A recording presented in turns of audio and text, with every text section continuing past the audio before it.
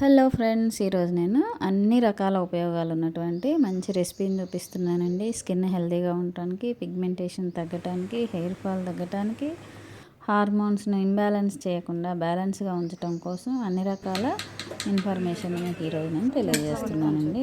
Digestion కూడా మంచిగా అవుతుంది, ప్లాంట్ బేస్డ్ ఫుడ్ కాబట్టి.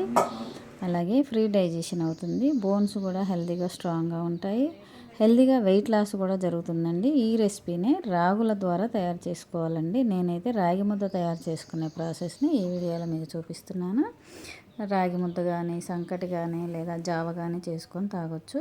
అయితే నేను ఈరోజు రాగి ముద్ద ఎలా తయారు చేసుకోవాలనేది చూపిస్తున్నానండి. నేను ఒక 50 గ్రామ్స్ రైస్, కంట్రోల్ రైస్ అంటారు కదండి, రేషన్ బియ్యం, అవి తీసుకొని నానబెట్టి మంచిగా రైస్ వండుకున్నానండి. మెత్తగా వండిన తర్వాత ఇక్కడ వాటర్ క్వాంటిటీ అయితే 1:2నేనండి. పిండికైనా రైస్కైనా 1+2 తీసుకున్నాను నేను.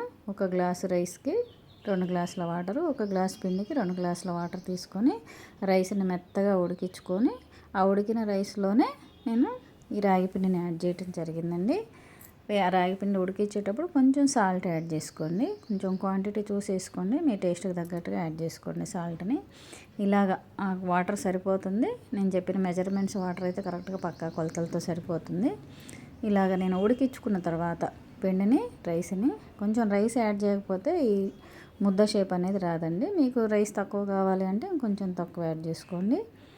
రాగి అయినా రైస్ అయినా రెండు కూడా కార్బో ఫుడ్డే కాబట్టి తినేటప్పుడు మాత్రం ఒక 100 to 50 గ్రామ్స్ లోపు క్వాంటిటీ, టేస్ట్ నచ్చింది అనుకో ఇంకో 10 to 20 గ్రామ్స్ అలా తీసుకోండి తినడానికి.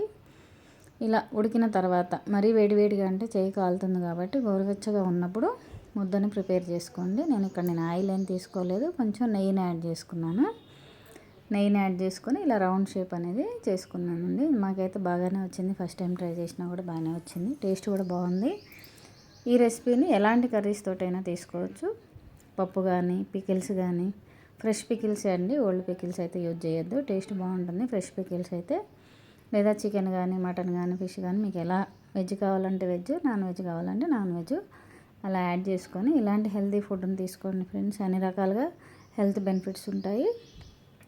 నా వీడియోస్ని ఎంకరేజ్ చేస్తున్నటువంటి నా సబ్స్క్రైబర్స్కి, వ్యూవర్స్ అందరికి కూడా స్పెషల్ థ్యాంక్స్ అండి. మీకు ఇంకా ఎలాంటి వీడియోస్ కావాలి అనేది కామెంట్ రూపంలో తెలియజేయండి ఫ్రెండ్స్, నేను చేస్తాను. థ్యాంక్ యూ వెరీ మచ్ అండి మీ అందరికీ.